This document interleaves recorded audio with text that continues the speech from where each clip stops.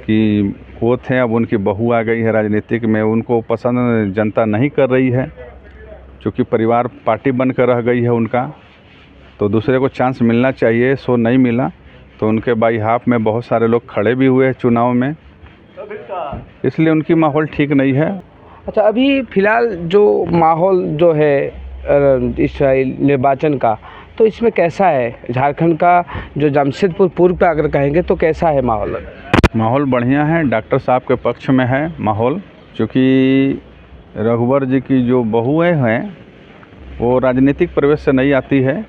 ससुर है उनके राजनीतिक दल से थे, और ये क्या बोलेंगे इसको, ये अपना बना कर रखे हुए हैं कि वो थे, अब उनकी बहू आ गई है राजनीतिक में, उनको पसंद जनता नहीं कर रही है, क्योंकि परिवार पार्टी बनकर रह गई है उनका। तो दूसरे को चांस मिलना चाहिए, सो नहीं मिला, तो उनके बाई हाफ में बहुत सारे लोग खड़े भी हुए चुनाव में, इसलिए उनकी माहौल ठीक नहीं है और उनको वोट नहीं मिलने जा रहा। और उस लेवल पर हमारे डॉक्टर साहब चुनाव जीतने जा रहे हैं। तो वैसे जो निर्वाचन है, माहौल जो आप बोल रहे हैं, तो इसमें कौन सी मुद्दा लेकर आप ये जो आए हैं, जो लड़ रहे हैं, आप चुनाव लड़ रहे हैं, तो ये मुद्दा क्या है आपका? स्पेशल मुद्दा क्या है यहाँ का? एजुकेशन है मुद्दा, एजुकेशन है, मेडिकल है, ये दो मुद्दा सबसे बड़ी मुद्दा है, जौनशील मुद्दा है। इसके ऊपर में फोकस होना चाहिए जनता का। ये मतलब हमारे जो भी एमएलए मिनिस्टर जो हैं बने, उनको सबसे बड़ा मुद्दा तो यही होना चाहिए कि मेडिकल का अच्छा से अच्छा सुविधा मिले, एजुकेशन के बारे में अच्छा मतलब बच्चे लोगों का मिले एजुकेशन। जो हमारे बच्चे जो प्लान कर रहे हैं वो प्लान ना करें, अपने गृह क्षेत्र में पढ़ें, वहाँ उनको इंजीनियरिंग मेडिकल का सुविधा मिले।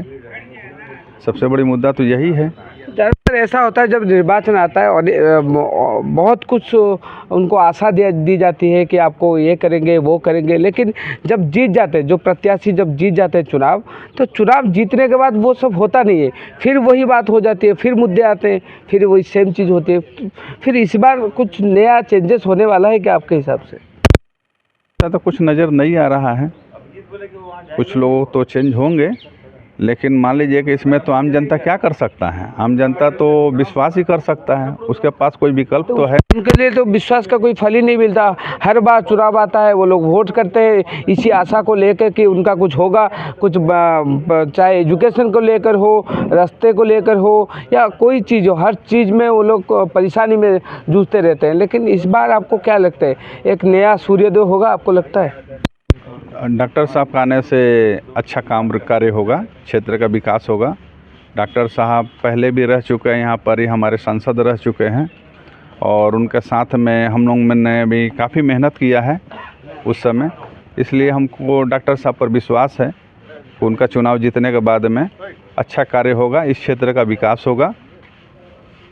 तो इस चुनाव में कौन सी वोटर ज़्यादातर इस अहम भूमिका करेंगे यहाँ पे? यहाँ महिला वोटर ज़्यादा है या पुरुष वोटर ज़्यादा है आपके हिसाब से? दोनों बराबर है, करीब 19-20 है, इसलिए दोनों 19-20 है, और दोनों वोटर जो है बहुत जागरूक हैं, और वोट बढ़िया होगा इस बार। आशा करते कि वोट बढ़िया होगा और डॉक्टर साहब का विजयी निश्चित है।